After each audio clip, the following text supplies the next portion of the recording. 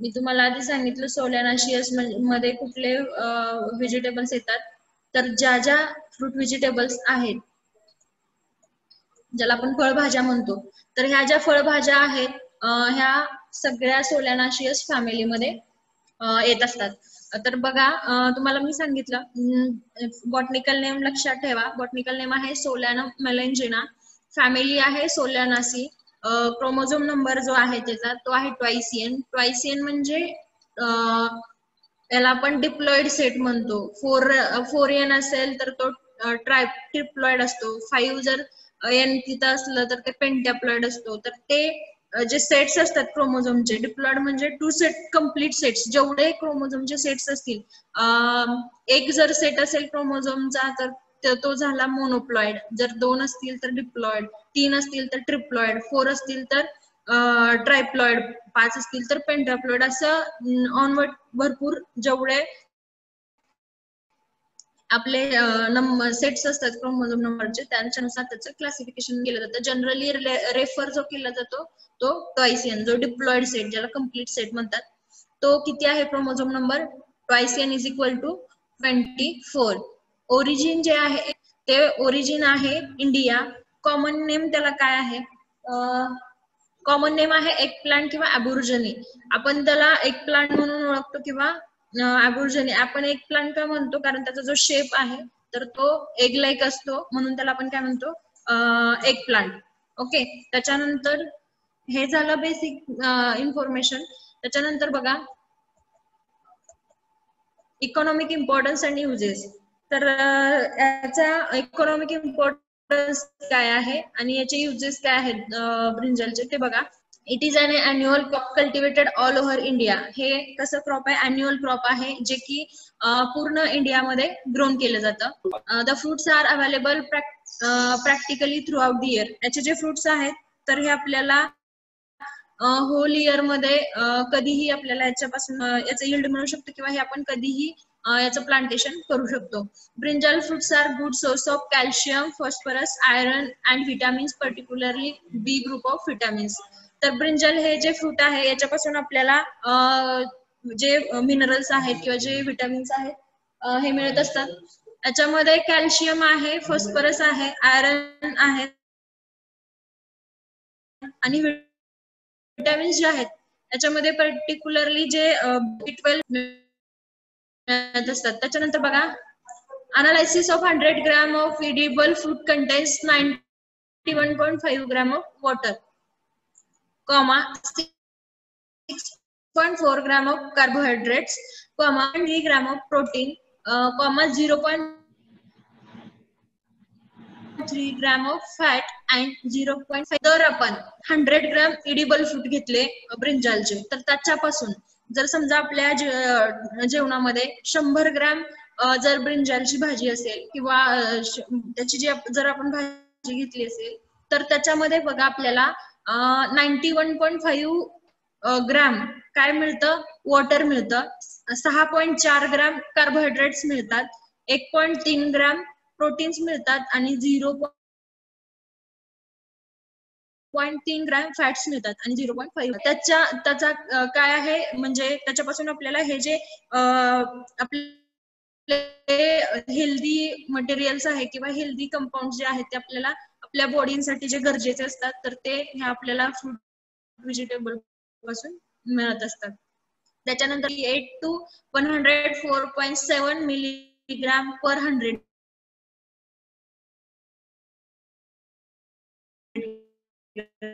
आणखी बघा ब्रिंजालचे जे लीफ आहेत, पानं जे आहेत त्याच्यापासून आपल्याला काय मिळतं? मेजर सोर्स कशाचा आहे?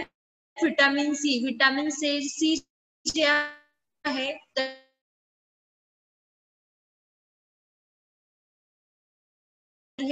ब्रिंजाल लीव्स पासून ब्रिंजाल पासून आपल्याला समजा जर आपण 100 ग्रॅम ब्रिंजाल आपल्या जेवणामध्ये ऍड करतोय, आपल्या आहारामध्ये ऍड करतोय, 100 ग्रॅम जर आपण ब्रिंजालचे व्हेजिटेबल आपल्या जेवणामध्ये ऍड केले तर आपल्याला त्याच्यापासून 38 ते 104.7 ग्राम आपल्याला हे व्हिटॅमिन सी जे आहे ते आपल्या बॉडीसाठी मिळत असतं. हे त्याचे युजेस आहेत. त्याच्यानंतर नेक्स्ट मध्ये बघूया आणखी आहे dark purple brinjal has more vitamin C than those with white skin. जे पर्पल कलरचे ब्रिंजाल आहेत आपण पाहिले असतील मार्केटमध्ये आपल्याला white colour, purple colour, green colour. ACR Gopal म्हणते स्किन नाही, सॉरी स्क्रीन नाही दिसत आहे मॅम, साऊंड ब्रेक होतोय. ओके थांबा, नेटवर्कचा थोडा इश्यू आहे, मोबाईलचं कनेक्ट करते मी.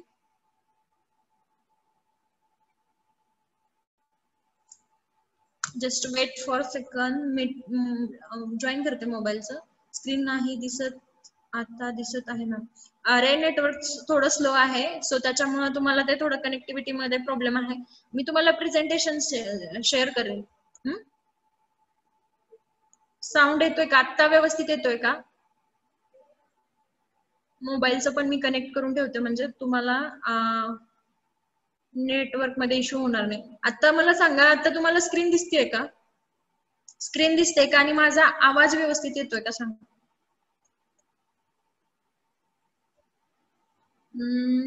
हो मॅम, येस मॅम. ओके मग स्टार्ट करू.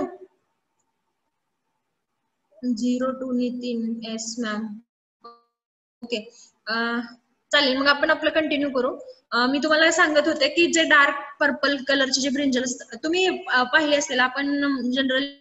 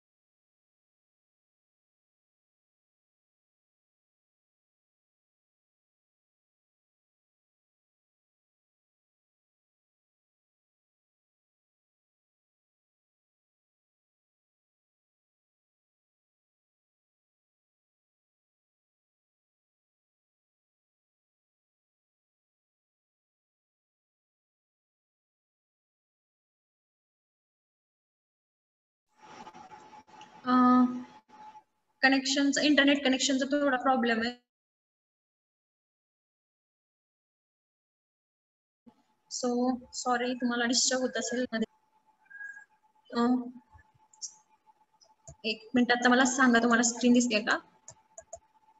आता सर्वांना स्क्रीन दिसते? स्क्रीन पण दिसते का सांगा, आणि आवाज पण येतोय का व्यवस्थित सांगा मला. थोडं मोबाईलचं कनेक्ट केलं मी. Yes ma'am. ओके बस बस, चला आपल्याला स्टार्ट करूया. मी तुम्हाला काय सांगत होते, इम्पॉर्टन्स सांगत होते, त्याचे जे युजेस आहेत ते. त्याच्यामध्ये मी तुम्हाला सांगितलं होतं अॅन्युअल क्रॉप आहे, मेजरली हे ऑल ओव्हर इंडियामध्ये ग्रोन केलं जातं. त्याच्यानंतर तुम्हाला मी सांगितलं होतं त्याच्यामध्ये पासून आपल्याला व्हिटॅमिन्स, कॅल्शियम, आयरन, फॉस्फरस हे जे कंटेंट आहे ते मिळत असतात. त्याच्यामध्ये सांगितलं होतं, जर डेली मध्ये आपण जर 100 ग्राम ब्रिंजल व्हेजिटेबल आपल्या डेली रुटीन मध्ये जर ऍड केली तर आपल्याला त्याच्यापासून 91.5 ग्रॅम वॉटर मिळत असते. त्याच्यानंतर 6.4 ग्रॅम आपल्याला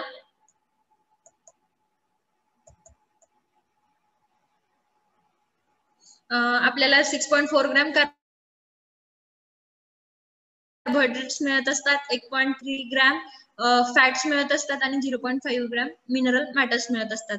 त्याच्यानंतर बघा ग्रीन लिव्ह पासून आपल्याला मी तुम्हाला सांगितलं होतं व्हिटॅमिन सी मिळत असतं.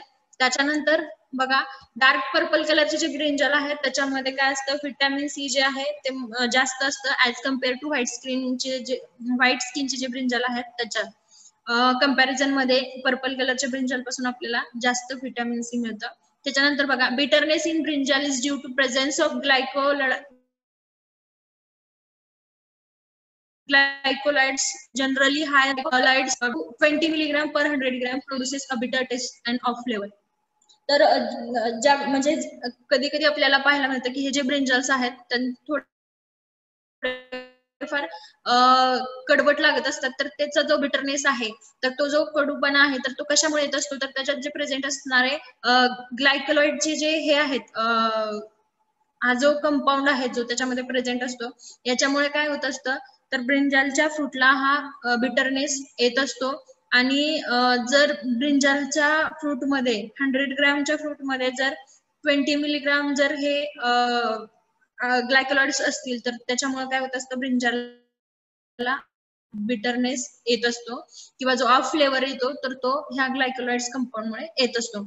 त्याच्यानंतर बघा brinjal is reported to stimulate the interactive metabolism of blood cholesterol. ब्लडचं जे कोलेस्टेरॉल आहे तर त्याला मेटाबोलाइज करण्याचं काम सुद्धा ब्रिंजल करत असतं. त्याच्यानंतर बघा dry fruit is reported to contain goitrogenic principles. जे ड्राय फ्रुट्स आहेत ब्रिंजलचे तर त्याच्या आपल्याला पाहायला मिळतात. त्याच्यानंतर बघा तुम्ही प्लांट फ्लावर फ्रूट कशा टाइपचे असतात ते पाहू शकता.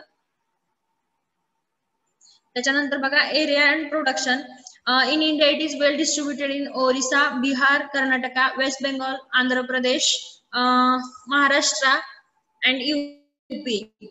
हे जे स्टेट्स आहेत आपल्या इंडियामध्ये ब्रिंजल कुठल्या कुठल्या स्टेटमध्ये मेजरली ग्रोन केलं जातं किंवा एरिया जो आहे तो जर जास्त कुठल्या स्टेटमध्ये असेल तर त्याच्यामध्ये ओरिसा आहे एक नंबरला, बिहार आहे, कर्नाटक आहे, वेस्ट बेंगॉल आहे, आंध्र प्रदेश आहे, महाराष्ट्र आहे आणि उत्तर प्रदेश. हे जे स्टेट्स आहेत या ठिकाणी आपल्याला ब्रिंजलचं प्रोडक्शन पाहायला मिळतं. त्याच्यानंतर बघा brinjal covers 8.14% of the total vegetable area and produces 9% of the total production. जे टोटल व्हेजिटेबल्सचा जो एरिया आहे होल एरिया मधला जो अंडर व्हेजिटेबल क्रॉप्सचा जो एरिया आहे त्याच्यातला 8.14% एरिया हा ब्रिंजल या क्रॉपनी कव्हर केलेला आहे. आणि जे प्रोडक्शन आहे तर ते सुद्धा किती आहे, total vegetable area and produces 9% of the total production. म्हणजे टोटल जे ब्रिंजलचं प्रोडक्शन होतं इंटरनॅशनल मार्केट मधलं त्याच्यामध्ये इंडियाचा जो सहभाग आहे तर तो किती आहे, 9% आहे. त्याच्यानंतर बघा पॉप्युलर व्हरायटीज अँड हायब्रिड्स. त्याच्यामध्ये फर्स्ट टाइप आहे लॉंग व्हरायटीज. लॉंग व्हरायटीज म्हणजे ज्याचे फ्रुट्स जे आहेत तर त्याची लेंथ जी आहे ती कशी असते, जास्त असते किंवा लॉंग असते. अशा व्हरायटीज कुठल्या कुठल्या आहेत तर पहिली आहे पुसा पर्पल लॉंग. इथं तुम्हाला पाहायला मिळेल लॉंग व्हरायटीज बघतो आपण. लॉंग व्हरायटीज मध्ये पहिली व्हरायटी आहे पुसा पर्पल लॉंग. तर ती बघा it is a selection from local variety Batia. ही कशाच्या थ्रू डेव्हलप केलेली आहे, सिलेक्शनच्या थ्रू. तुम्हाला मी इंट्रोडक्शन सिलेक्शन हे मेथड मी तुम्हाला ऑलरेडी सांगितलेल्या होत्या. ह्या ब्रीडिंगच्या मेथड आहेत किंवा व्हरायटल इम्प्रुव्हमेंटच्या ह्या मेथड आहेत, सिलेक्शन इंट्रोडक्शन. तर ही व्हरायटी जी आहे पुसा पर्पल लॉंग ही बाटिया या व्हरायटी पासून, ही जी लोकल व्हरायटी आहे बाटिया याच्यापासून सिलेक्शन करून पुसा पर्पल लॉंग ही व्हरायटी डेव्हलप केली आहे. ही आहे लॉंग फ्रुट्सची व्हरायटी, लॉंग ब्रिंजलची व्हरायटी म्हणजे ज्याची लेंथ जास्त असणार आहे अशा फ्रुट्सची व्हरायटी आहे ही. त्याच्यानंतर बघा पुसा पर्पल क्लस्टर, दुसरी व्हरायटी आहे पुसा पर्पल क्लस्टर. तर ही बघा the cultivar is resistant to bacterial wilt and little leaf of brinjal disease. तर हा जो पुसा पर्पल क्लस्टर ही जी व्हरायटी आहे ही रेजिस्टंट आहे. कुठल्या डिसीजला रेजिस्टंट आहे, bacterial wilt and little leaf of brinjal. हे जे दोन डिसीज आहेत बॅक्टेरियल विल्ट आणि लिटिल लीफ ऑफ ब्रिंजल हे जे दोन डिसीज आहेत तर याला रेजिस्टंट आहे कुठली व्हरायटी? पुसा पर्पल क्लस्टर, आणि त्याच्यासोबतच ही लॉंग व्हरायटी आहे, लॉंग फ्रूट टाईपची व्हरायटी आहे. त्याच्यानंतर नेक्स्ट बघूया आपण. नेक्स्ट व्हरायटी आहे पुसा क्रांती. इथं पाहू शकता तुम्ही. नेक्स्ट आहे Pusa Kranti. This cultivar is dwarf and spreading habit. हे जे कल्टिवर आहे तर हे कसं आहे? डॉर्फ आहे आणि याची जी हॅबिट आहे म्हणजे ग्रोथ होण्याची तर ते स्प्रेडिंग टाईप आहे. त्याच्यानंतर बघा फ्रुट्स जे आहेत तर ते जे आहेत आणि त्याचा जो कलर आहे तर तो कसा असतो? Attractive purple colour. This cultivar is good for both spring and autumn planting under north Indian condition. आणि हे दोन्ही म्हणजे खरीप आणि रब्बी सीझन दोन्हीसाठी हे कसं आहे? सुटेबल आहे पुसा क्रांती. आणि याचं जे इल्ड आहे ऍव्हरेज इल्ड, तर ह्या व्हरायटीचा ऍव्हरेज इल्ड आपल्याला जर आपण पुसा क्रांती व्हरायटी जर लावली तर आपल्याला त्याच्यापासून 25 ते 30 टन हेक्टरी इल्ड आपल्याला ब्रिंजालचं मिळणार आहे. त्याच्यानंतर बघा अर्काशील आहे. नेक्स्ट व्हरायटी आहे Arkasheel. The fruits are medium long with deep shining purple colour. ह्याचे जे फ्रुट्स आहेत अर्काशील व्हरायटीचे ते कसे असतात? मीडियम लॉंग साईजचे असतात आणि डीप शायनिंग पर्पल कलर याचा आपल्याला पाहायला मिळतो. त्याच्यानंतर आहे अर्का कुसुम कुमार. अर्का कुसुम कुमारचे फीचर्स काय आहेत? The finger shaped fruits are borne in clusters. तर कसे असतात? फिंगर शेपचे फ्रुट्स असतात आणि हे क्लस्टर मध्ये येतात, गुच्छ म्हणतो आपण ज्याला. तर अशा पद्धतीने याचे फ्रुट्स येतात आणि ह्याचा शेप जो असतो तो फिंगर शेप असतो, आपले जे फिंगर आहेत त्या शेपचा असतो. त्याच्यानंतर बघा अर्का आनंद आहे. अर्का आनंद जी व्हरायटी आहे ती बघा, it is a high yielding F1 hybrid with resistant to bacterial wilt suitable for kharif and rabi. मी तुम्हाला F1 हायब्रिड सांगितलेलं होतं. तर हे अर्का आनंद हे F1 हायब्रिड आहे. F1 सीड जे आहे किंवा हायब्रिड सीड जे आहे हे मार्केटमध्ये जास्त चालतं. तुम्ही ज्यावेळेस कुठलंही सीड आणत असता जास्तीत जास्त तुम्हाला F1 चं सीड मिळत असतं मार्केटमध्ये, ज्याला आपण हायब्रिड म्हणतो. हे F1 आहे. अर्का आनंद जी व्हरायटी आहे तर ही F1 हायब्रिड आहे आणि रेजिस्टंट आहे कशाला? बॅक्टेरियल विल्ड डिसीजलाही रेजिस्टंट आहे आणि सुटेबल आहे फॉर खरीप अँड रब्बीसाठी. खरीप आणि रब्बी दोन्ही सीझन साठी सुटेबल आहे. त्याच्यानंतर बघा अदर लॉंग व्हरायटीज आहेत काही अजून. त्याच्यामध्ये अर्का केशव आहे, अर्का नवनीत आहे आणि आझाद क्रांती. ह्या अजून काही व्हरायटीज आहेत ज्या लॉंग व्हरायटीज मध्ये येतात. आता आपण पहिल्यांदा ए टाईप पाहिला जो की लॉंग व्हरायटीचा पाहिला. आता आपल्याला बी टाईप बघायचा जो राऊंड व्हरायटीचा असणार आहे, जे राऊंड ब्रिंजल असतात. त्याच्यामध्ये पहिली आहे पंत ऋतुराज. पहिली व्हरायटी कुठली आहे? पंत ऋतुराज. ही पण रेजिस्टंट आहे बॅक्टेरियल विल्डला. त्याच्यानंतर आहे पुसा पर्पल राऊंड. मी तुम्हाला लॉंग मध्ये सांगितलं होतं पुसा पर्पल लॉंग होती तिथे, आणि ही काय आहे? Pusa purple round. आणि ही जी पुसा पर्पल राऊंड आहे ती highly resistant to little leaf of brinjal जो डिसीज आहे, जो की व्हायरल डिसीज आहे, तर त्याला ही कशी आहे? रेजिस्टंट आहे पुसा पर्पल राऊंड. त्याच्यानंतर अदर व्हरायटीज मध्ये बघा, अदर मध्ये मंजिरी आहे, कृष्णानगर आहे आणि पर्पल राऊंड आहे. त्याच्यानंतर हायब्रिड मध्ये बघा, हायब्रिड आहे third type hybrid varieties Pusa Bhairav. Pusa Bhairav जी व्हरायटी आहे ती रेजिस्टंट आहे कशाला? Phomopsis blight. फोमोप्सिस ब्लाइट हा जो डिसीज आहे आणि फ्रूट रॉट जो डिसीज आहे ब्रिंजल मधला, या दोन डिसीजला रेजिस्टंट आपल्याला पुसा भैरव व्हरायटी ब्रिंजलची पाहायला मिळते, जी की हायब्रिड आहे. त्याच्यानंतर सेकंड आहे पुसा क्रांती. त्याच्यानंतर आहे पुसा अनमोल. इथं अर्का आनंदचे तुम्ही फ्रुट्स पाहू शकता. अशा प्रकारचे हे अर्का आनंदचे फ्रुट्स असतात. हायब्रिड मध्ये सांगितलं पुसा भैरव ही कशासाठी रेजिस्टंट आहे? फोमोप्सिस ब्लाइट आणि फ्रूट रॉटला.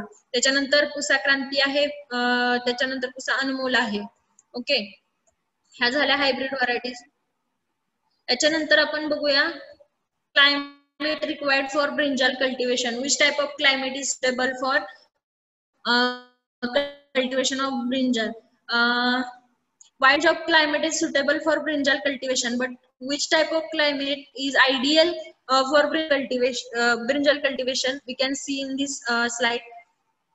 बघू शकता तुम्ही इथं ब्रिंजल हे फ्रॉस्टला काय आहे? ससेप्टेबल आहे. जर फ्रॉस्ट कंडिशन असेल, फ्रॉस्टची जर सिच्युएशन असेल तर अशा सिच्युएशनला ब्रिंजलचं क्रॉप काय होतं? लवकर बळी पडतं. जे डिसीज इन्फेस्टेशन जे आहे तर फ्रॉस्टच्या नंतर बघा a long and warm growing season with temperature range of 21 to 27 degree Celsius is most favorable for successful production. तर बघा आयडियल जे टेम्परेचर आहे किंवा हे जे फ्रूट याला आपण वार्म सीझन व्हेजिटेबल्स म्हणतो. जनरली ज्या फ्रूट व्हेजिटेबल्स आहेत त्याला आपण वार्म व्हेजिटेबल्स म्हणतो. तर ह्याला जर टेम्परेचर आहे तर हे कसं टेम्परेचर लागतं उष्ण. वार्म जे सीझन आहे किंवा वार्म टेम्परेचर जे आहे किंवा वार्म सीझन जो आहे तर तो हा ब्रिंजल क्रॉप साठी सुटेबल आहे. आणि आयडियल टेम्परेचर रेंज जी आहे 21 ते 27 डिग्री सेल्सिअस मध्ये सक्सेसफुल प्रोडक्शन आपल्याला ब्रिंजलचं मिळतं. चांगल्या प्रकारचं जर उत्पादन आपल्याला घ्यायचं असेल ऑन कमर्शियल स्केल तर most suitable temperature is 21 to 27 degree Celsius. Okay. त्याच्यानंतर बघा climatic condition specially low temperature during the cool season cause abnormal development of the ovary splitting in flower buds which then differentiate and develop into deformed fruits during the season. If in growing season there is temperature fall, जर ज्यावेळेस आपला cool season असतो जर त्या season मध्ये temperature कसं असतं low temperature असतं. जर टेम्परेचर फॉल झालं तर त्याच्यामुळे काय होतं cause abnormal development of the ovary. जे फ्रूट फॉर्मेशन होत असतं तर त्याच्यासाठी जी ओव्हरी आहे तर ही ओव्हरी कशी होते ॲबनॉर्मल होते आणि ते ॲबनॉर्मल झाल्यामुळे तिथं काय होतं स्प्लिटिंग होतं आणि जे फ्लावर बर्ड्स आहेत तर ते कसे होतात डिफॉर्म होतात आणि तिथे आपल्याला चांगल्या क्वालिटीचा फ्रूट किंवा फ्रूट फॉर्मेशन तिथे व्यवस्थित होत नाही. त्याच्यामुळे टेम्परेचर जे आहे तर ते आपल्याला तिथं 21 ते 27 दरम्यान असणं गरजेचं आहे. त्याच्यानंतर बघा third point late cultivars however stand mild frost and continue to bear some fruits. Late cultivars जे आहेत तर ते थोडंफार फ्रॉस्ट सिच्युएशन मध्ये सर्वाइव्ह होऊ शकतात. जे लेट कल्टिवर्स आहेत. लेट कल्टिवर्स म्हणजे आपला जो नॉर्मल सीझन असतो समजा आता आपण खरीप मध्ये एखादं ॲग्रोनॉमिकल क्रॉप घ्या तुम्ही लावताय सपोज बाजरा लावताय तर हा त्याचा सीझन झाला खरीप मधला जून असेल जुलै असेल जो काही सीझन झाला आणि ते जर तुम्ही ऑगस्ट सप्टेंबर ऑक्टोबर नोव्हेंबर मध्ये लावत असाल तर ते झाला लेट म्हणजे जे तुम्ही लेट सोईंग करताय. तर तसेच लेट सोईंग साठी सुटेबल असणारे किंवा लेट सोन जरी केले तरी इल्ड आपल्याला जास्तीत जास्त मिळावे यासाठी त्या टाइम पिरियड साठी सुटेबल असणारे कल्टिवर्स डेव्हलप केलेले असतात आणि ते कल्टिवर म्हणजे आपण त्याला लेट कल्टिवर्स म्हणत असतो. ओके. त्याच्यानंतर हे झालं क्लायमेट. सर्वांना लक्षात आलं असेल. एक लक्षात ठेवायचं महत्वाचं ब्रिंजल हे फ्रॉस्टला ससेप्टेबल आहे. टेम्परेचर रेंज ही जी आहे ती किती आहे 21 ते 27 डिग्री सेल्सिअस आहे. कूल टेम्परेचर असेल फ्लावर फॉर्मेशनच्या वेळेस तर त्यावेळेस काय होतं ओव्हरी जी आहे तर ती डिफॉर्म होते किंवा स्प्लिट होते त्याच्यामुळे तिथं फ्रूट फॉर्मेशन होत नाही. आणि जे लेट कल्टिवर्स आहेत तर ते थोडेफार फ्रॉस्ट कंडिशन फ्रॉस्टच्या सिच्युएशन मध्ये सर्वाइव्ह होऊ शकतात. ओके. हे झालं क्लायमेट. त्याच्यानंतर बघूया सॉइल. सॉइल मध्ये बघा brinjal is grown in varied type of soils, but which type of soil is more suitable for brinjal cultivation is generally silt loam and clay loam soil are preferred for brinjal cultivation. Brinjal जे आहे तर ते वेगवेगळ्या टाइप्सच्या soil मध्ये cultivate होऊ शकतं पण जी majorly म्हणजे ज्याला आपण आयडियल सॉइल म्हणतो क्रॉप साठी तर ती कुठली आहे बघा. The brinjal can be grown particularly on all soils from light sandy to heavy clay. Loam soils are good for early crop, while clay loam soil and silt loam are well suited for higher yield. बघा मी तुम्हाला सांगितलं brinjal जे crop आहे ते वेगवेगळ्या soil मध्ये grown केलं जातं पण लाईट टू हेवी जी सॉइल आहे light sandy to heavy clay जी सॉइल आहे तर ती सॉइल कशी असते अर्ली क्रॉप म्हणजे आपल्याला जर लवकर यील्ड घ्यायचं असेल किंवा लवकर फ्रूट आपल्याला हार्वेस्टिंग साठी रेडी झाले पाहिजेत जर त्याच्यासाठी आपल्याला कुठली सॉइल सुटेबल आहे सँडी टू लोम सॉइल जी आहे ती सुटेबल आहे. त्याच्यानंतर बघा हायर यील्ड साठी कुठली सॉइल सुटेबल आहे क्ले लोम आणि सिल्ट ह्या ज्या सॉइल आहेत ह्या हायर यील्ड साठी सुटेबल आहेत. त्याच्यानंतर बघा the soil should be deep fertile and well drained. The soil pH should not be more than 5.5 to 6.0 for its better growth and development. मी तुम्हाला सांगितलं की जी सॉइल आहे तर ती कशी असली पाहिजे डीप असली पाहिजे फर्टाइल असली पाहिजे उत्तम असा पाण्याचा निचरा असली पाहिजे आणि तिचा जो पीएच रेंज 5.5 ते 0च्या वरती नसावी, जेणेकरून आपल्याला बेटर ग्रो आणि त्याची जी डेव्हलपमेंट आहे ती चांगल्या करू शकते. त्याच्यानंतर आपण बघूया सोईंग टाइम, कधी आपण ब्रिंजलची सोईंग करू शकतो किंवा कुठला आयडियल टाइम आहे. तर मी तुम्हाला सांगितलं होतं की वेगवेगळ्या सीझन मध्ये आपण ब्रिंजलचा क्रॉप घेऊ शकतो. तुम्हाला इकॉनॉमिक युजेस आणि इम्पॉर्टन्स मध्ये सांगितलं होतं की इयर मध्ये आपल्याला कंटिन्युअसली आपण ब्रिंजलचं कल्टिवेशन कधीही घेऊ शकतो. त्याच्यामध्ये बघा विंटर क्रॉप जे आहे ते आपण जून जुलै मध्ये त्याची सोईंग करणार आहे. समर क्रॉप मध्ये आपण त्याची डिसेंबर जानेवारी मध्ये सोईंग करणार आहे. आणि जे हिली रिजनचं क्रॉप आहे किंवा हिली एरियामध्ये जे घेतलं जातं तिथे त्याची जी सोईंग आहे ती मार्च आणि एप्रिल मध्ये आपण करत असतो. हा सोईंग टाइम आहे according to different seasons. Time of sowing is different. तुम्ही पाहू शकता विंटर क्रॉप साठी जून जुलै, समर क्रॉप साठी डिसेंबर जानेवारी, हिली रिजन साठी March and April. Okay. Then next is nursery. आता नर्सरी बघूया. नर्सरी म्हणजे सीडलिंग जे आपण प्रिपेअर करत असतो. ब्रिंजाल हे सुद्धा आता मेजरली ट्रान्सप्लांटिंग केलं जातं. पहिले आपल्याला जे व्हेजिटेबल्स आहेत, सोलेनाशियस जे व्हेजिटेबल आहेत त्याच्यामध्ये तुम्हाला मेजरली सीडलिंग बनवलेलं दिसेल, त्याच्यासाठी आपल्याला नर्सरी बेड प्रिपेअर करायचंय. तर आपल्याला कसला बेड बनवायचा आहे? Raised bed should be prepared. आपल्याला रेज्ड बेड बनवायचा आहे. त्याची जी स्पेसिंग आहे, बेडची जी साईज आहे ती किती आहे बघा, 7.5 by 1.2 by 10 to 15 centimetre, 7.5 by 1.2 by 10 ते 15 सेंटीमीटर आपल्याला रेज्ड बेड बनवून घ्यायचा आहे ब्रिंजलचे सीडलिंग प्रिपरेशन साठी, ब्रिंजलची सीडलिंग बनवण्यासाठी. अँड सीड्स आर सोन in rose of 7.5 to 10 centimetre apart. आपल्याला काय करायचं आहे? सीड सोन करायचं आहे रो वरती, जे आपण रेज्ड बेड बनवलाय त्याच्यामध्ये 7.5 ते 10 सेंटीमीटरच्या अंतरावरती. त्याच्यानंतर बघा the seed should be covered properly by mixture of FIM and soil. Raised bed बनवल्याच्या नंतर त्याच्यावरती सीड सोन केल्याच्या नंतर आपल्याला ती जी सॉइल आहे किंवा तो जो ते जे सोन केलेलं सीड आहे तर ते कशाने प्रॉपरली कव्हर करायचं आहे? FIM आणि सॉइल आपल्याला काय करायचे आहे? मिक्स करून घ्यायचे आहे आणि त्याच्याने आपल्याला ते जे सीड आहेत ते काय करायचे आहेत? कव्हर करून घ्यायचे आहे. त्याच्यानंतर बघा to avoid fungal diseases the seed should be treated with captan or thiram at the rate of 2 gram per kg of seed. तर जे फंगल डिसीजेस आहेत तर ते डिसीजेस अवॉइड करण्यासाठी आपल्याला सीड ट्रीटमेंट घ्यायची आहे. जे ब्रिंजलचे सीड आहेत तर ते आपल्याला फंजीसाइडल सोल्युशन जे आहे, ज्याला आपण बुरशीनाशक म्हणतो, फंगल डिसीज म्हणजे जे बुरशीनाशक जे डिसीजेस आहेत तर त्याच्या कंट्रोलसाठी जे बुरशीनाशक आहेत ज्याला आपण फंजीसाइड्स म्हणतो, तर ते जे फंजीसाइड्स आहेत त्याच्यामध्ये कॅप्टन आणि जे थायरम हे जे फंजीसाइड आहे हे आपल्याला 2 ग्रॅम घ्यायचं आहे. 1 किलोचे सीड साठी जर आपल्याला ट्रीटमेंट द्यायची असेल तर आपल्याला काय करायचंय? 2 ग्रॅमचं सोल्युशन पाण्यामध्ये डिझॉल्व्ह करून आपल्याला ते 1 kgचे जे सीड आहे तर ते त्याच्यामध्ये डीप करून आपल्याला सीड ट्रीटमेंट द्यायची आहे ब्रिंजलच्या सीडला. फंजीसाइडची कोणते फंजीसाइड? कॅप्टन आणि थायरम. कशासाठी? फंगल डिसीजेस अवॉइड करण्यासाठी. आणि किती द्यायची आहे? तर 2 ग्रॅम काय करायचे? डिझॉल्व्ह करायचे पाण्यामध्ये आणि त्याच्यामध्ये आपल्याला 1 kg सीड आपण काय करायचे? डीप करायचे आहे.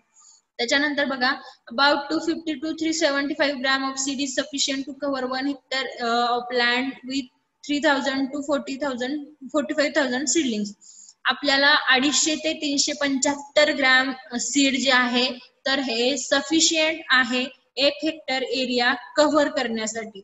आपल्याला 250 ते 375 ग्रॅम जे सीड आहेत त्याच्यापासून आपल्याला जवळपास 30,000 ते 45,000 सीडलिंग्स भेटतात. सीडलिंग म्हणजे जे आपण रोपटं म्हणतो किंवा बिया, आपण काय म्हणतो की रोपं आणलेत आणि ते आता आम्ही लावणार आहे, तर जे सीड नर्सरी मधून आपण रोपं आणतो तर त्याला आपण काय म्हणतो? सीडलिंग, जे ट्रान्सप्लांटिंग साठी रेडी असतात. त्याच्यामध्ये बघा आपल्याला 250 ते 375 ग्रॅम जर सीड आपण सोन केलं तर त्याच्यापासून आपल्याला 30,000 ते 45,000 सीडलिंग्स मिळत असतात. त्याच्यानंतर बघा the seedlings are ready for transplanting in about 4 to 5 weeks. तर हे सीडलिंग सोईंग केल्याच्या डेट पासून आपल्याला 4 ते 5 आठवड्यांमध्ये ट्रान्सप्लांटिंग साठी रेडी होतात. हे झालं नर्सरी, म्हणजे आपल्याला ब्रिंजलची नर्सरी बनवायची असेल त्याच्यासाठी आपल्याला पहिले रेज्ड बेड प्रिपेअर करायचे आहेत, ज्याची साईज असणार आहे 7.5 बाय 1.2 बाय 10 ते 15 सेंटीमीटर. ते बेड बनवल्याच्या नंतर आपल्याला त्याच्यावरती रोज मध्ये सीड सोन करायचं आहे. सीड सोन केल्याच्या नंतर सॉइल ती काय करायचे आहे, आपल्याला ते सीड कव्हर करायचं आहे FYM आणि सॉइल मिक्स करून. त्याच्यानंतर ज्यावेळेस आपण सीड सोन करणार आहे तर ते सीड सोन करण्याच्या अगोदर आपल्याला सीड ट्रीटमेंट घ्यायची आहे कॅप्टन आणि थायरमची फंगल डिसीजेस अवॉइड करण्यासाठी. आणि एका हेक्टरसाठी आपल्याला 250 ते 375 ग्रॅम सीड हे सफिशियंट आहे. 250 ते 375 ग्रॅम जर आपण सीड सोन केलं तर आपल्याला त्याच्यापासून 30,000 ते 45,000 सीडलिंग्स हे मिळत असतात. सोईंग केल्याच्या नंतर 4 ते 5 आठवड्यांमध्ये आपल्याला ब्रिंजाल हे ट्रान्सप्लांटिंग साठी रेडी असतं. ओके, त्याच्यानंतर हे झालं नर्सरी. नर्सरी नंतर तुम्ही बघू शकता प्रिपरेशन ऑफ लँड.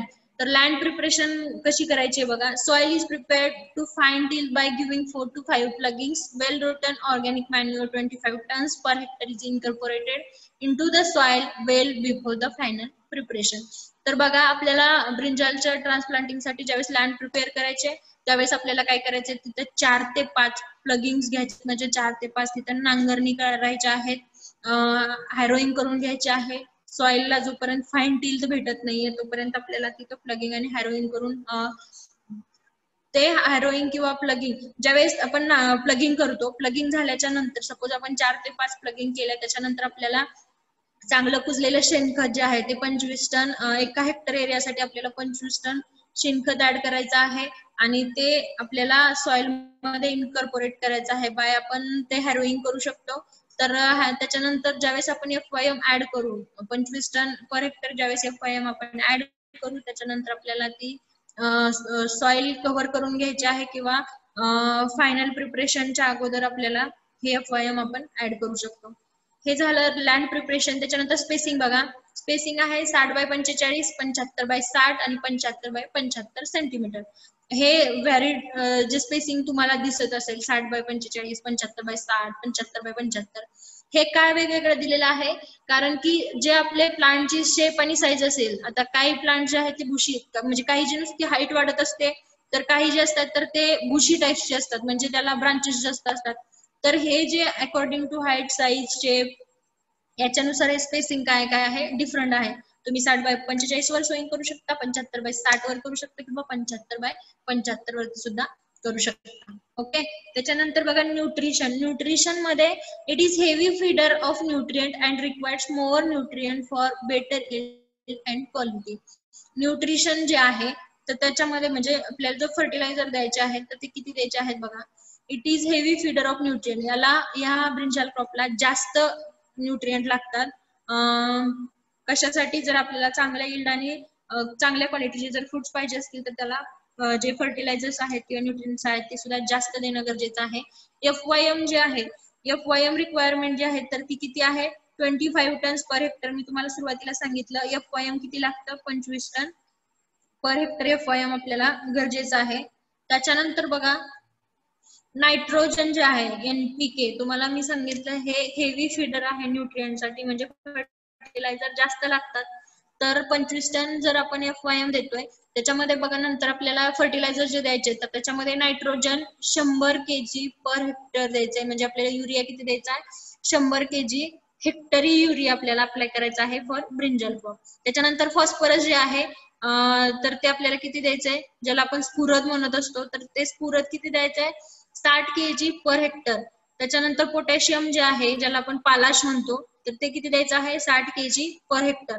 म्हणजे आपल्याला युरिया ज्याला आपण नत्र म्हणतो, नत्र, स्फुरद आणि पालाश, नायट्रोजन, फॉस्फरस आणि पोटॅशियम जो आपला प्रायमरी न्यूट्रिएंट्स आहेत NPK ज्याला आपण NPK म्हणतो, तर ते किती द्यायचे आहेत 100, 60, 60 हा त्याचा ऍक्च्युअल डोस आहे. ओके, तर आपल्याला नायट्रोजन द्यायचं आहे 100 kg म्हणजे युरिया द्यायचा आहे 100 kg म्हणजे नत्र द्यायचं आहे 100 kg, फॉस्फरस द्यायचे 60 kg म्हणजे आपल्याला स्फुरद द्यायचं आहे 60 kg, पोटॅशियम आपल्याला द्यायचं आहे 60 kg म्हणजे आपल्याला पालाश द्यायचं आहे 60 kg. हे 3 प्रायमरी जे डोसेस आहेत नायट्रोजनचे फर्टिलायझरचे ते आपल्याला द्यायचे आहेत. त्याच्यामध्ये बघा बेसल डोस जो आहे तर तो कसा द्यायचा आहे, half dose of nitrogen and full dose of phosphorus and potassium. हे जे फुल नायट्रोजनचा जो डोस आहे, फुल नत्र आणि जे स्फुरद आणि पालाश आहे, तर हे आपल्याला त्याचा फुल डोस द्यायचा आहे आणि नायट्रोजन जे आहे ते आपल्याला हाफ द्यायचं आहे. म्हणजे आपल्याला 50 kg नायट्रोजन आणि 60 kg फॉस्फरस आणि फॉस्फरस आणि पोटॅशियम हे आपल्याला 60 द्यायचं आहे बेसल डोसला. आणि नंतर टॉप ड्रेसिंग म्हणजे नंतर जो सेकंड डोस आपण देणार आहे, तर त्याच्यामध्ये जो रिमेनिंग राहिलेला जो नायट्रोजन आहे, तर तो पहिला डोस देऊन झाल्याच्या नंतर 1 महिन्यानंतर किंवा 30 दिवसानंतर आपल्याला दुसरा राहिलेला नायट्रोजनचा डोस द्यायचा आहे. हे झाले न्यूट्रिशन रिक्वायरमेंट. काय सांगितलं, 25 m nitrogen 100 kg, phosphorus 60 kg, potassium 60 kg. Okay. त्याच्यानंतर इरिगेशन मध्ये बघा, it requires several irrigation for successful cultivation. Timely irrigation is essential for fruit set and its development. Usually the crop is irrigated weekly once for higher yield. तर irrigation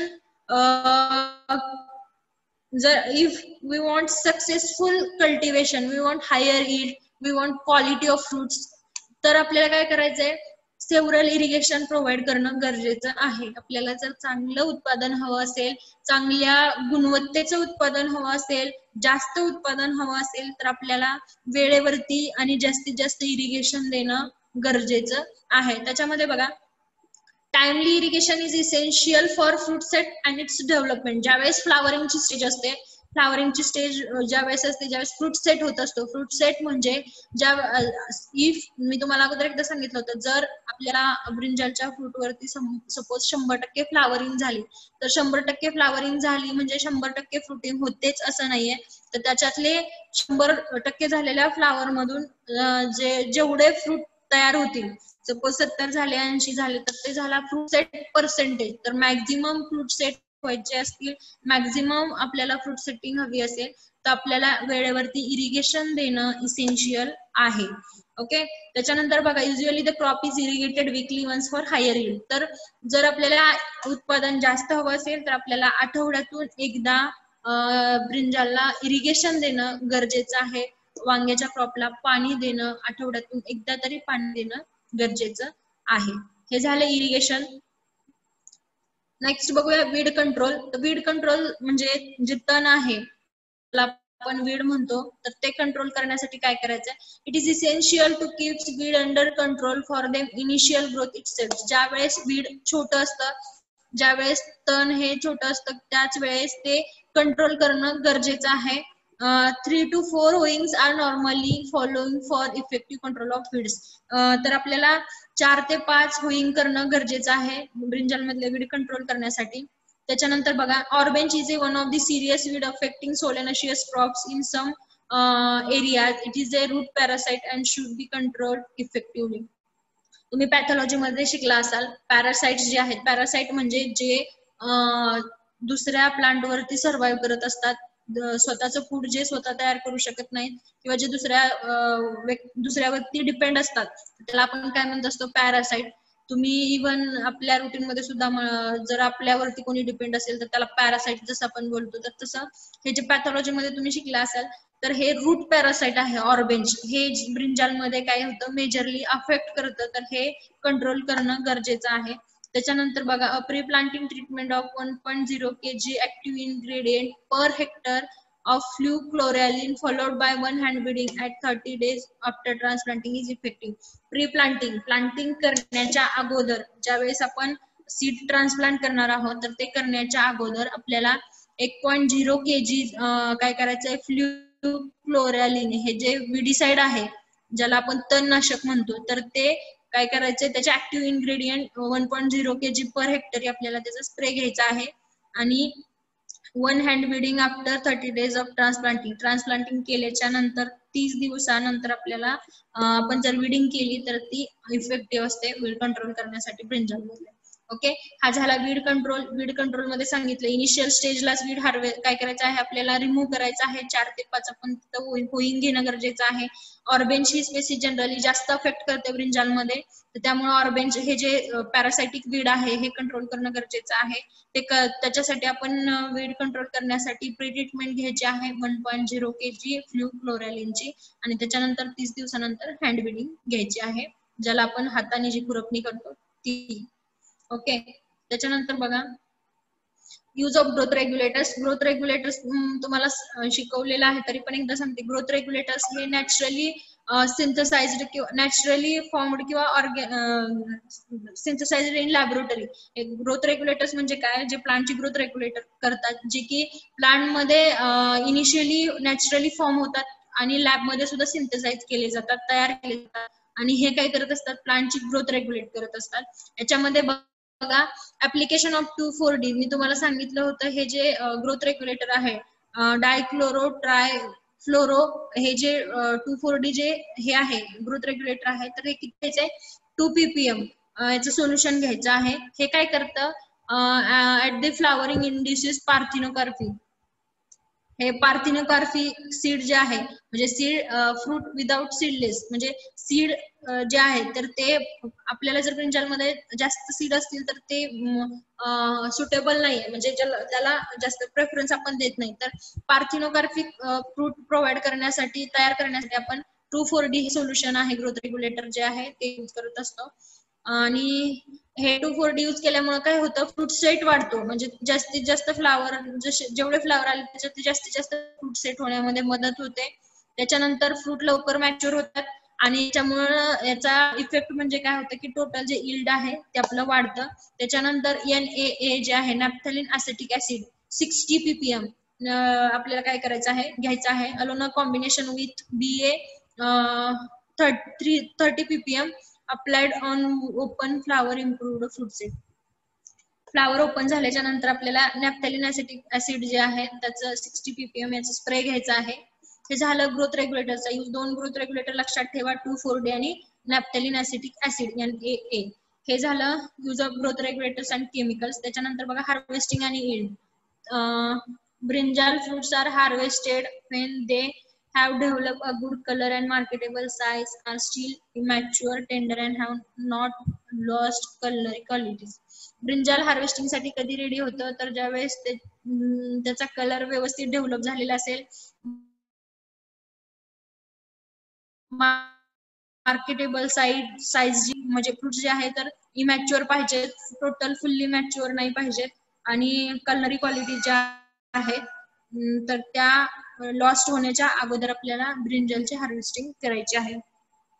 early crop जे आहे त्याच्यापासून आपल्याला 20 ते 30 ton हेक्टरी yield भेटतं, आणि जे लॉंग ड्युरेशन व्हरायटीज आहेत किंवा जे लॉंग ड्युरेशन आपण सीझन क्रॉप घेतो तर त्याच्यापासून आपल्याला 35 ते 40 टन हेक्टरी ब्रिंजालचं यील्ड मिळतं, आणि जर आपण F1 हायब्रिड यूज करत असेल तर आपल्याला त्याच्यापासून 40 ते 80 टन हेक्टरी यील्ड हे ब्रिंजालचं मिळत असतं. तुम्हाला फिजिओलॉजिकल डिसऑर्डर जर पाहिजे असेल, ज्याला आपण कुठल्याही न्यूट्रिएंटची वगैरे कमतरता असेल तर त्याच्यामुळे ज्या डिसऑर्डर तयार होतात त्याच्यामध्ये कॅलॅक्स विदरिंग आहे. जे कॅलॅक्स असतं तर ते काय होतं, विदर होतं. तर ते कशामुळे होतं, disorder occurs between mid February and mid-April. The affected fruits become reddish brown in color and lacking of normal luster, and thus marketability of fruits is hampered. The affected fruits have much higher element nitrate content healthiness. तर ह्याच्यामध्ये काय होतं, जे कॅलेक्स आहे तर ते काय होतं, विदर होतं, आणि त्याच्यामुळे जी लुस्टर प्रॉपर्टी आहे तर ती काय होते, कमी होते, आणि मार्केटमध्ये या फ्रूटला आपल्याला हवी तशी प्राइस मिळत नाहीये. त्याच्यामुळं आपल्याला फ्रुट्स जे आहेत तर ते क्वालिटी फ्रुट्स आपल्याला भेटत नाहीत. Poor fruit set. Poor fruit set मध्ये बघा, in brinjal 4 types of flower. Flower जे असतात ब्रिंजलचे तर त्याच्यामध्ये जी ओहरी असते तर त्याचे साईज आणि शेप जे आहेत तर ते वेगवेगळे असतात. आपल्याला 4 टाइपचे फ्लावर्स पाहायला मिळतात ब्रिंजालमध्ये. त्याच्यामध्ये 4 टाइप कुठले कुठले आहेत बघा, लॉंग स्टाईल आहे, मीडियम स्टाईल आहे, सुडो स्टाईल आहे, आणि शॉर्ट स्टाईल. अशा प्रकार 4 टाइपचे फ्लावर्स असतात जे की नॉर्मली फ्रूट सेट याच्यामुळं जी फ्रुटसेट आहे तर तो जास्त होत नाही. आणि हे कंट्रोल करण्यासाठी फ्रुटसेट आपण 2,4-डीचा स्प्रे आणि NA जे आहे याचा स्प्रे आपण घेऊ शकतो. हे झालं production technology of brinjal. I hope सर्वांना लक्षात आली असेल की कशा प्रकारे ब्रिंजलचं प्रोडक्शन घेतलं जातं. कोणाला काही अडचण आहे का ब्रिंजल क्रॉप मध्ये? सर्वांना लक्षात आलंय का? सर्वांना समजलंय brinjal crop?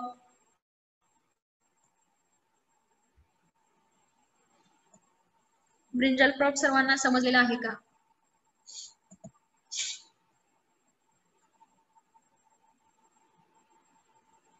Yes ma'am.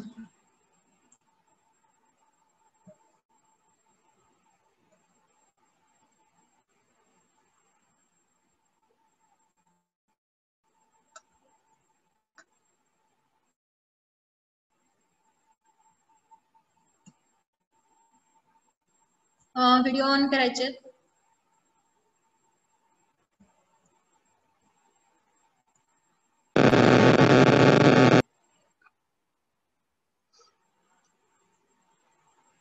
Brinjal crop सर्वांच्या लक्षात आलेला आहे?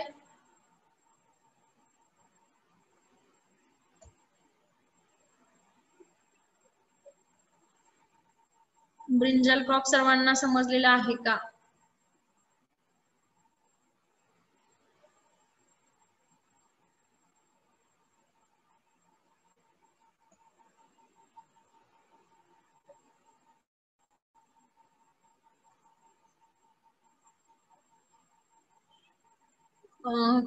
तुमची मिड टर्म होणार आहे, तुम्हाला नोटिफिकेशन ग्रुपवर मिळालं असेल. तुमची गुगल फॉर्म मध्ये ऑनलाईन हे होणार आहे, मिड टर्म होणार आहे. आपला आय थिंक मॅक्झिमम सिलेबस झालेला आहे. ओके, मी तुम्हाला सोलानाशियस व्हेजिटेबल्स मध्ये आपला चिली झालेला आहे, टोमॅटो पण झालेला आहे. मी तुम्हाला आणि एकदा ओरली म्हणजे प्रेझेंटेशन PDF मधून तुम्हाला लक्षात नव्हतं आलं, मी अजून एकदा सांगेन. तुम्हाला चिली झाले, ऑनियन आणि गार्लिक जे आहे हे पण झालेलं आहे. आणि स्पायसेस मध्ये मॅक्झिमम स्पायसेस तुमचे कव्हर झालेले आहेत. तर आपला जेवढा सिलेबस झालेला आहे त्याच्यातला जवळपास 50% सिलेबस हा तुमच्या मिड टर्म एक्झामिनेशन साठी असणार आहे. तुम्हाला 20 क्वेश्चन्स असणार आहेत. ऑब्जेक्टिव्ह टाइप्स क्वेश्चन असतील, त्यामध्ये तुम्हाला डिफाईन असू शकते किंवा मग तुम्हाला म्हणजे डेफिनेशन असू शकतात किंवा तुम्हाला आपले MCQ टाइप, जे आपण मल्टिपल चॉईस क्वेश्चन मध्ये तुम्हाला ऑप्शन्स असतील तर तुम्ही MCQ टाइप मध्ये असू शकतो पेपर. तर त्याच्यासाठी तुम्हाला 20 क्वेश्चन असणार आहेत. अर्ध्या मार्काला एक क्वेश्चन असणार आहे. प्रिपेरेशन चालू करून द्या. आणि कुठला सिलेबस असणार आहे तर मी तुम्हाला तो सांगेल. आपले जेवढे स्पायसेस क्रॉप्स जे आहेत, व्हेजिटेबल्स क्रॉप्स सोडून जेवढे स्पायसेस क्रॉप्स आहेत त्या स्पायसेस क्रॉप्स वरती तुमचे मिड टर्म राहील. जेवढे मी तुम्हाला स्पायसेस क्रॉप शिकवले त्याच्यामध्ये व्हेजिटेबल्स जे आहेत म्हणजे सोलानाशियस व्हेजिटेबल्स असतील किंवा ऑनियन असेल, गार्लिक असेल, हे सोडून जेवढे स्पायसेस क्रॉप्स जेवढे आहेत त्याच्यावरती तुमची मिड असणार आहे हॉर्टिची. ओके, सो तुम्ही स्टार्ट करायचंय. आणि आजच्या लेक्चर मध्ये आय होप कोणाला काही अडचण नसावी. ओके, तर अभ्यासाला सुरू करताय. आणि ही जी तुमची मिड आहे ती या मंथच्या तुमच्या लास्ट वीक मध्ये असू शकते, या मंथच्या लास्ट वीक मध्ये असू शकते किंवा सेकंड लास्ट वीक मध्ये सुद्धा असू शकते. कोणाला काही मिडच्या बाबतीत अडचण आहे का? मिड टर्मच्या बाबतीत कोणाला काही अडचण असेल तर मला सांगा तुम्ही.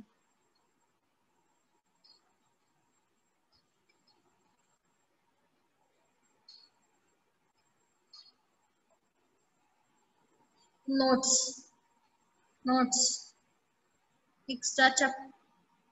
एक्झॅक्ट चॅप्टर परत एकदा सांगा.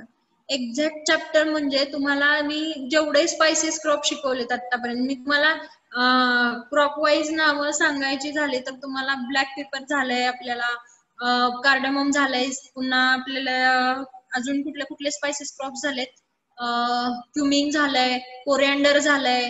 जेवढे स्पायसेस क्रॉप शिकवलेत एक्सेप्ट व्हेजिटेबल क्रॉप्स, जेवढे स्पायसेस क्रॉप तुम्हाला शिकवले, मी तुम्हाला प्रेझेंटेशन सुद्धा शेअर केलेले आहेत ग्रुपवरती.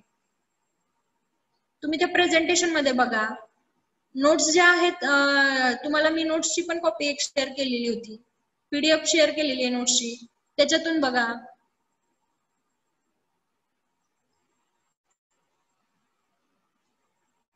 त्यामुळं नोट्सचं मी तुम्हाला प्रेझेंटेशन सगळ्या स्पायसेस क्रॉप्सचे जेवढं आपलं झालेलं आहे तेवढे शेअर केलेले आहेत. त्याचे तुम्ही लिस्ट बघा कुठले कुठले झालेले आहेत आपल्याला. फक्त स्पायसेस क्रॉप्स, व्हेजिटेबल्स क्रॉप्स नाहीयेत. म्हणजे तुम्हाला चिली नसणार आहे, ब्रिंजाल नसणार आहे, टोमॅटो नसणार आहे, किंवा हे जे ऑनियन आणि गार्लिक हे जे आपले झालेले प्लांट आहेत हे नसणार आहेत. फक्त स्पायसेस मधले घ्या. जेवढे स्पायसेस असतील तेवढे त्याच्यातला कुठलाही क्वेश्चन असू शकतो स्पायसेस मधला. तो तुमचा 50% सिलेबस जो आहे तो स्पायसेस आहे आणि 50% सिलेबस जो आहे तो व्हेजिटेबल्सचा आहे. त्यामुळे तुम्ही स्पायसेस आणि आपला मिडचा जो सिलेबस आहे तो 50% असणार आहे. तर 50% म्हणजे तुम्ही व्हेजिटेबल्स घ्या, सॉरी स्पायसेस घ्या. व्हेजिटेबल्स आपल्या सगळ्या कम्प्लीट झालेल्या नाहीयेत. आतापर्यंत आपला 25% व्हेजिटेबल्स मधला झालेला आहे, अजून 25% बाकी आहे. त्यामुळं तुम्ही स्पायसेसच घ्या स्टडीसाठी. आणि तुम्हाला सांगितलं 20 क्वेश्चन्स असतील, त्याच्यामध्ये तुम्हाला ऑब्जेक्टिव्ह टाईप मध्येच असतील. अर्ध्या मार्काला एक क्वेश्चन असेल. टाइम अजून सांगितलेलं नाही की किती असेल, तर टाइम तुम्हाला सांगतील. आपण थोडं टोमॅटोचं क्रॉप एकदा ओव्हरलुक करूया, कारण त्या दिवशी तुम्हाला समजलेलं नव्हतं. मॅम MCQ PPT मधूनच असतील का? MCQ हा, तुम्हाला मी जेवढं शिकवलेलं आहे त्यातलेच क्वेश्चन असेल, त्याच्या बाहेरचा मी क्वेश्चन तुम्हाला देणार नाही. मॅम आम्ही PPT मधला स्टडी केला तर चालेल का? बाकीच्या पण PDF नोट्स मधून स्टडी करावा लागेल? नाही, मी तुम्हाला जेवढं दिलेलं आहे ना प्रेझेंटेशन मध्ये त्यातूनच असतील. फॉर एक्झाम्पल तुम्हाला जर क्वेश्चन जर सांगायचा झाला तर मी आज तुम्हाला ब्रिंजाल क्रॉप शिकवले. ओके, तर मी तुम्हाला ब्रिंजाल क्रॉप मध्ये काय सांगितलं की एक व्हरायटी सांगितलं. ओके, म्हणजे सपोज पुसा पर्पल राऊंड जी व्हरायटी आहे, तुम्हाला राऊंड टाईपची व्हरायटी सांगितली, तर मी तुम्हाला एखादा क्वेश्चन कसा विचारू शकते की बाबा बॅक्टेरियल विल्ट रेजिस्टंट राऊंड टाईपची व्हरायटी कुठली आहे? राऊंड टाईपचे ब्रिंजाल जे आहेत तर त्याच्यातली बॅक्टेरियल विल्टला रेजिस्टंट असणारी राऊंड ब्रिंजलची व्हरायटी कुठली आहे? क्वेश्चन तुम्हाला असू शकतो. त्यानुसार प्रिपेअर. मी तुम्हाला स्लाइड मध्ये जेवढं शिकवले तेच मी तुम्हाला क्वेश्चन विचारायला सांगेल, त्याच्या बाहेरचे तुम्हाला क्वेश्चन नसणार. त्यामुळं मी प्रेझेंटेशन मध्ये डिटेल ऑलरेडी सगळे इन्फॉर्मेशन जी घेतली आहे ती डिटेल इन्फॉर्मेशन घेतलेली आहे. त्यामुळं प्रेझेंटेशन मध्ये तुम्ही अभ्यास केला तरी चालेल. आणि तुम्हाला मी शेअर पण केलेली आहेत स्पायसेसची सगळी प्रेझेंटेशन, ब्लॅक पेपर पासून ती कार्डामम पासून क्युमिन, कोरिअँडर, त्याच्यानंतर अजून आपलं झालेलं आहे व्हॅनिला सांगितलेलं आहे तुम्हाला. त्याच्यानंतर आपलं अजून कुठलं झालेलं आहे? सिनॅमॉन झालंय का रे तुम्हाला? सिनॅमॉन क्रॉप शिकवून झालाय का? सिनॅमॉन आय थिंक राहिलंय आपलं. तुम्हाला जिंजर पण झालंय बरं, जिंजर झालेलं आहे, टर्मरिक झालेले आपले सुरुवातीला झालेले आहेत, जिंजर, टर्मरिक, रायझोम. लक्षात आहे का? ते पण वाचायचंय, ते पण स्पायसेस मध्येच येतात.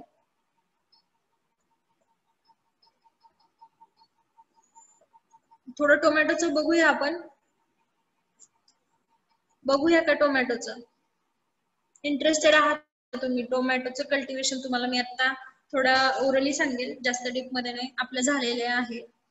इंटरेस्टेड आहात का तुम्ही?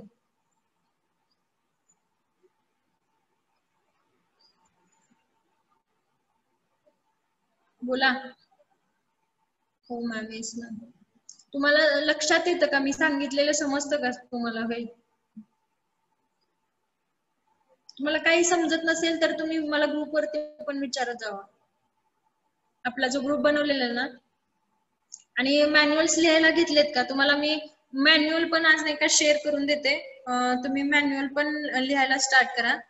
आपले जेवढे एक्सरसाइज होतात तशा लिहायला सुरू करा. आणि एक्झॅक्ट लगेच चेकिंगला मला पाठवू नका. 4 तुमच्या लिहून झाल्या ना तर मग मला तुम्ही त्या लिहायला पाठवू शकता.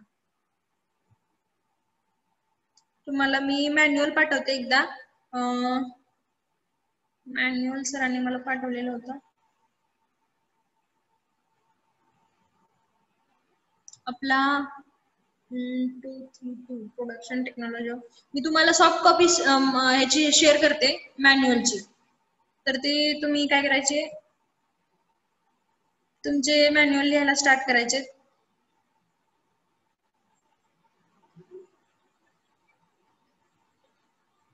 कुठे गेला ग्रुप तुमचा?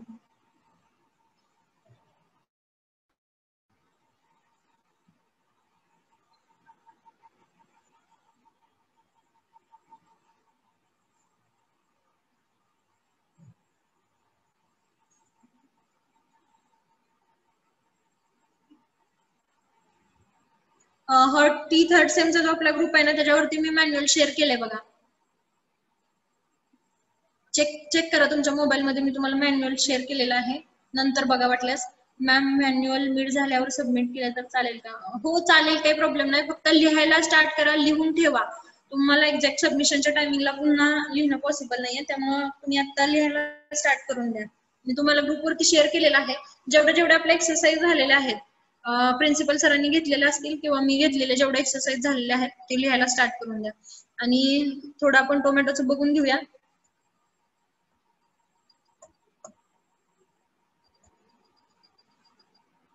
टोमॅटोमध्ये मी तुम्हाला थोडं ओरली सांगेल, कारण आपण त्या दिवशी पाहिलेलं आहे.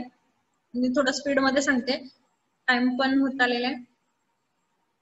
तर बघा, टोमॅटोचं तुम्हाला बॉटनिकल नेम सांगितलं होतं, Solanum lycopersicon, family Solanaceae. Chromosome number जो आहे तो आहे 24. ओरिजिन जे आहे ते आहे मेक्सिकन. त्याच्यानंतर इंट्रोडक्शन मध्ये बघा, टोमॅटो हे एक पॉप्युलर फ्रूट आहे, फ्रूट व्हेजिटेबल आहे होल वर्ल्ड मध्ये. त्याच्यानंतर बघा, वाईड रेंज ऑफ सॉइल्स मध्ये हे ग्रोन केलं जातं, वेगवेगळ्या प्रकारच्या सॉइल मध्ये हे ग्रोन होतं. याच्यामध्ये 24% काय असतात? ऑइल असतात. टोमॅटोचे सीड जे आहे, टोमॅटोचं जे सीड आहे त्याच्यामध्ये 24% आपल्याला ऑइल्स पाहायला मिळतात. ग्रीन टोमॅटोज हे पिकल्स आणि प्रिझर्वेटिव्ह, आपल्याला लोणचं आणि जे वेगवेगळे प्रिझर्वेटिव्ह जे आहेत तर ते बनवण्यासाठी आपल्याला ग्रीन टोमॅटोचा काय होतो? फायदा होतो. त्याच्यानंतर हिस्ट्रीमध्ये बघा, टोमॅटो कधी ग्रोन केलं हे एवढं इसेन्शियल नाही आपल्यासाठी. ओरिजिन मध्ये बघा, टोमॅटोचं जे ओरिजिन आहे तर ते काय आहे? South America. साऊथ अमेरिकामध्ये 1554 मध्ये पहिल्यांदा आपल्याला टोमॅटोचं प्लांट जे आहे ते पाहायला मिळालं. त्याच्यानंतर मेक्सिको पण टोमॅटोचं ओरिजिन आहे. कॉमन नेम टोमॅटोचे आहेत टोमॅटे, टोमॅट, फ्रँकी, टोमॅटी, जिटोमेट. त्याच्यानंतर पोमड्रो.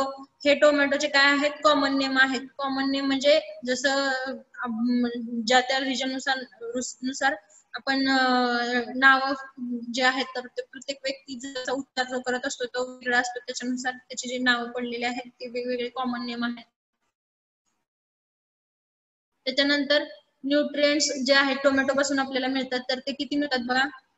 मिनरल्स तुम्हाला इथं चार्ट दिसत असेल. Tomato contains much vitamin B and C. Vitamin B आणि सी हे मोठ्या प्रमाणात टोमॅटोमध्ये आपल्याला पाहायला मिळतं. त्याच्यानंतर का मिनरल्स जे आहेत तर ते 0.6 ग्रॅम असतात. व्हिटॅमिन ए आहे तर ते किती असतं? 320. त्याच्यानंतर व्हिटॅमिन सी जे आहे तर ते 31 मिलीग्रॅम. थायमिन जे आहे व्हिटॅमिन ते 0.07 मिलीग्रॅम. रिबोफ्लाविन जे व्हिटॅमिन आहे ते 0.01 ग्रॅम. निकोटिनिक ऍसिड आहे 0.4 ग्रॅम. ऑक्झॅलिक ऍसिड आहे 2 मिलीग्रॅम. फॉस्फरस आहे 36 मिलीग्रॅम. आयरन आहे 1.8 मिलीग्रॅम. कॅल्शियम आहे 20 मिलीग्रॅम. इम्पॉर्टन्स तर तुम्हाला जर सांगायचं झालं टोमॅटोचं सर्वांना माहितच आहे, तरी सुद्धा तुम्ही बघा, ऍज ए फ्रूट व्हेजिटेबल म्हणून यूज करतो. सॉस, टोमॅटो सॉस बनवण्यासाठी, टोमॅटो चटणी बनवण्यासाठी, त्याच्यानंतर जे पिकल्स आहेत तर ते बनवण्यासाठी त्याचा यूज होतो. त्याच्यानंतर वेगवेगळे जे डिसीजेस आहेत तर त्याच्या साठी हे टोमॅटो जे आहे तर ते हेल्दी सुद्धा आहे, ज्या स्किन साठी हेल्दी आहे. त्याच्यानंतर वेगवेगळे vitamins, minerals, nutrients, proteins, calcium जे काय आहेत ते सुद्धा आपल्याला मोठ्या प्रमाणावरती टोमॅटो पासून मिळत असतात. हे त्याचा यूज आहे. त्याच्यानंतर बघा, हेल्थ बेनिफिट मी तुम्हाला सांगितलं. टोमॅटो हे वर्सटाईल क्रॉप आहे. वर्ल्ड मध्ये सगळीकडे टोमॅटो हे ऍज ए प्रोटेक्टिव्ह फूड म्हणून यूज केलं जातं. तर हे काय करतं? ब्लड प्रेशर कंट्रोल करतं, हार्ट साठी चांगलं असतं. त्याच्यानंतर आपले जे बोन्स आहेत, जे हाडं आहेत ते स्ट्रॉंग करण्याचं काम करतं. त्याच्यानंतर जे डायजेशन आहे तर ते चांगलं होण्यासाठी मदत करतं. त्याच्यानंतर डायबिटीस कमी करण्याचं काम करतं. त्याच्यानंतर आपली जी विजन आहे, जे आपण आपली जी दृष्टी आहे तर ती सुद्धा स्ट्रॉंग बनवण्यासाठी टोमॅटो हेल्प करतं. त्याच्यानंतर युरिनरी जे इन्फेक्शन्स आहेत, युरिनरी इन्फेक्शन्स सुद्धा कमी करण्याचं काम टोमॅटो करतं. त्याच्यानंतर स्किनसाठी सुद्धा हे कसं असतं, चांगल्या प्रकारचं असतं. हे हेल्थ बेनिफिट्स आहेत. त्याच्यानंतर बघा एरिया जो आहे तर तो वर्ल्डचा एरिया जर पाहायला गेला तर 4.81 मिलियन हेक्टर टोटल टोमॅटोचा वर्ल्ड मधला एरिया आहे. टोटल वर्ल्डचं प्रोडक्शन जर पाहायला गेलं तर ते 162 मेट्रिक टन इतकं आहे. प्रोडक्टिव्हिटी जी आहे ती 33.8 टन पर हेक्टर आहे. त्याच्यामध्ये इंडियाचा जो एरिया आहे तर तो बघा, इंडियाचा एरिया आहे 8.80 लाख हेक्टर. प्रोडक्शन आहे 182 लाख टन. त्याच्यानंतर प्रोडक्ट आहे 20.7 टन पर हेक्टर. आणि कर्नाटक स्टेटचा एरिया बघा 0.571 लाख 0.57 लाख हेक्टर एरिया आहे. प्रोडक्शन 19 लाख टन आहे आणि प्रोडक्टिव्हिटी 33.2 टन पर हेक्टर आहे. हा झाला area and production. Export demand मध्ये बघा, Pune, Bangalore, Nashik and Amravati are major exporting areas. which areas are majorly exporting tomatoes? तर कुठले स्टेट्स आहेत जे की मेजरली टोमॅटो एक्सपोर्ट करतात? तर पुणे आहे, बँगलोर आहे, नाशिक आहे, अमरावती आहे. हे जे 4 स्टेट्स आहेत हे मेजरली टोमॅटो एक्सपोर्ट करतात. The European markets prefers red colour cherry tomato. जे युरोपियन मार्केट्स आहेत तर ते मार्केट रेड कलरचे आणि जे चेरी टोमॅटो आहेत हे मेजरली प्रेफर करतात. त्याच्यानंतर बघा इम्पोर्टर, लार्ज स्केल वरती इम्पोर्ट कुठले देश टोमॅटो करतात? तर इम्पोर्टर्स मध्ये फर्स्ट वन आहे पाकिस्तान, त्याच्यानंतर युनायटेड अरब एमिरेट्स आहे, त्याच्यानंतर बांगलादेश आहे, नेपाळ आहे आणि नंतर ओमन. हे जे कंट्रीज आहेत ह्या मॅक्झिममली टोमॅटो इम्पोर्ट करत असतात. त्याच्यानंतर टॅक्झॉनॉमी म्हणजे त्याची जी बॉटनिकल क्लासिफिकेशन जे आहे तर ते तर tomato belongs to family Solanaceae and genus Lycopersicon. तुम्हाला जीनस आणि स्पेसिस मी डबल सांगत बसणार नाहीये. जीनस जो आहे तर तो लायकोपर्सिकॉन आहे आणि त्याची जी स्पेसिस आहे तर ती पूर्वी ऍक्च्युअली त्याचं नाव इस्कुलेंटम होतं, पण आता त्याचं सोलॅनम लायकोपर्सिकॉन केलेलं आहे. तर त्याच्यामध्ये बघा Muller 1940 divided the genus Lycopersicon into subgenus Ilicopersicon red fruited. जे रेड फ्रुटेड टोमॅटो आहेत त्याला युलिओ लायकोपर्सिकॉन म्हणतात आणि जे ग्रीन फ्रुटेड टाइप आहेत तर त्याला इरिओ पेर्सिकॉन म्हणतात. त्याच्यानंतर बघा बॉटनिकल क्लासिफिकेशन मध्ये तुम्हाला लायकोपर्सिकॉन इस्कुलेंटम जे कॉमन राऊंड फ्रुटेड टोमॅटो आहेत तर त्याला आपण काय म्हणतो, लायकोपर्सिकॉन इस्कुलेंटम. आणि याची जी व्हरायटी आहे ही कुठली आहे, कम्युनी. आणि लायकोपर्सिकॉन इस्कुलेंटम जे पोटॅटो लिव्स टाइप, ज्याचे लिव्स हे पोटॅटोच्या लिव्स सारखे असतात. ज्या प्लांट टोमॅटो प्लांटचे जे पानं आहेत तर ते पोटॅटोच्या प्लांट सारखे असतात. तर ते व्हरायटीचं नाव आहे, व्हरायटी आहे कुठली, ग्रँडिफोलियम. लायकोपर्सिकॉन इस्कुलेंटम व्हरायटी ग्रँडिफोलियम. त्याच्यानंतर बघा हे वेगवेगळे स्पेसीज आहेत. कुठली आहे ही, लायकोपर्सिकॉन इस्कुलेंटम व्हरायटी आहे सेरिमोफ्रोमी. ही कुठली व्हरायटी आहे, सेरिमोफ्रोमी. त्याच्यानंतर ही कुठली आहे, व्हॅलिडियम. त्याच्यानंतर ही आहे पायरीफोम. पियर शेप्ड टोमॅटो असतात या व्हरायटीचे. त्याच्यानंतर बघा बॉटनिकल डिस्क्रिप्शन मध्ये रूट्स जे आहेत तर ते कसे असतात, डीप असतात. डेप्थ त्यांची 50 सेंटीमीटर पर्यंत असते. स्टेम जे आहे तर ते सॉलिड असतं, हेअरी असतं आणि ग्रँड्युलर असतं. लिव्स जे आहेत तर ते कसे असतात, त्याची जी लेंथ आहे तर ती किती असते, 5 ते 7 सेंटीमीटर लॉंग असते. लीफ ब्लेड जे असतात ते शॉर्ट असतात. फ्रुट्स बघा तुम्ही टोमॅटोचे, जो वरचा लेअर आहे त्याला आपण एक्झोकार्प म्हणतो, जो आपला मिडलचा पार्ट आहे त्याला आपण मेजोकार्प म्हणतो. त्याच्यामध्ये सीड असतात. हे जे टोटली फ्रूट इनक्लोज झालेलं असतं ते एक्झोकार्प, मेजोकार्प आणि सीड ह्या 3 पार्टनी काय झालेलं असतं, कंपाइल झालेलं असतं. फ्लावर्स जर तुम्ही बघायला गेलात तर फ्लावर्स हे कशा प्रकारचे असतात, बॉर्न इन स्मॉल फोर्क्ड रेसिमी सायमी. हे जे टोमॅटोचं फ्लावर आपल्याला खूप छोटं पाहायला मिळतं, ज्याच्यामध्ये 5 ते 12 फ्लावर एका क्लस्टर मध्ये किंवा एका पेडिसेल वरती आपल्याला पाहायला मिळतात. त्याच्यानंतर त्याचे जे सीड आहेत तर ते सीड किडनी शेप्ड किंवा पियर शेप्ड असतात. Seeds are numerous kidney or pear shaped. They are hairy, light brown, 3 to 5 mm long and 2 to 4 meter wide. Seeds कसे असतात, किडनी शेपचे किंवा पिअर शेपचे असतात, हेअरी असतात आणि लाईट ब्राऊन कलरचे असतात. त्याच्यानंतर अकॉर्डिंग टू ग्रोथ हॅबिट टोमॅटोचे 2 टाईप आहेत, डिटर्मिनेट आणि इनडिटर्मिनेट. डिटर्मिनेट म्हणजे जे बुशी टाईप्सचे असतात आणि इनडिटर्मिनेट म्हणजे जे इरेक्ट इन नेचर, म्हणजे ज्याचं स्टेम लेंथ असतं, ब्रांचेस कमी असतात, ते इनडिटर्मिनेट. आणि ज्याची स्टेमची लेंथ कमी असते, बुशी असतात आणि ज्याच्या ब्रांचेस जास्त असतात, ते झालं डिटर्मिनेट. त्याच्यामध्ये सेल्फ टॉपिंग होतं आणि इनडिटर्मिनेट मध्ये सेल्फ टॉपिंग म्हणजे नॅचरली ऑकर होत नाही.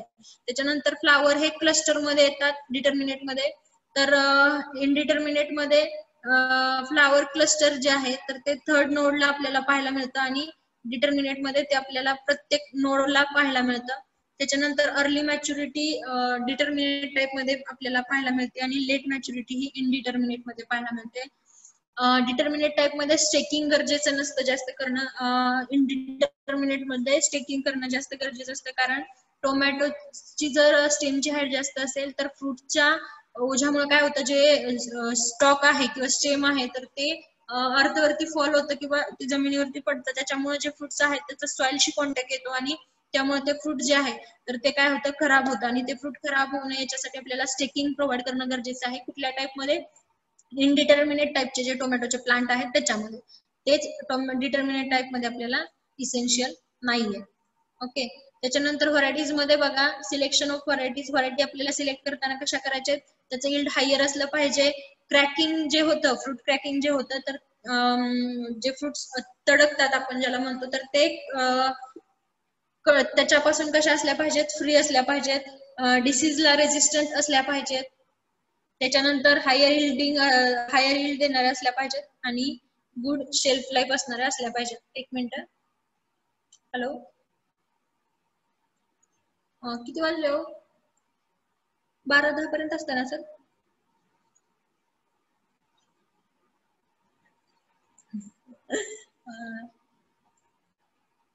होय काय? बरं, एक 10 मिनिटं देता का आम्हाला?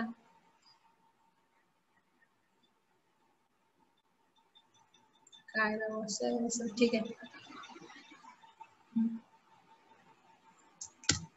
त्याच्यानंतर बघा, इम्पॉर्टंट व्हरायटीज बघून घ्या. अर्का विकास आहे, उसारुबी आहे, अर्का आहुती आहे, अर्का सौरभ आहे, अर्का आशिष आहे, अर्का आभा आहे, अर्का आलोक आहे, अर्का विकास आहे, अर्का श्रेष्ठा आहे, मेघाली आहे, रोमा आहे. त्याच्यानंतर संक्रांती आहे, नांदी आहे आणि वैभव आहे. हायब्रिड मध्ये अर्का अनेय आहे, अर्का रक्षक आहे, अर्का सम्राट आहे. आपण काय करूया, इथे पॉज करूया. सरांना लेक्चर घ्यायचं आहे. तुम्हाला असल्या गडबडीत सांगितलं तर ते लक्षात येणार नाही. आपण राहिलेला पार्ट किंवा हे टोमॅटोचं डबल एकदा मी तुम्हाला पुन्हा सांगेल आपल्या सॅटर्डेच्या लेक्चरमध्ये. व्हिडिओ ऑन करून घ्या पटापट, म्हणजे मला अटेंडन्स घेता येईल.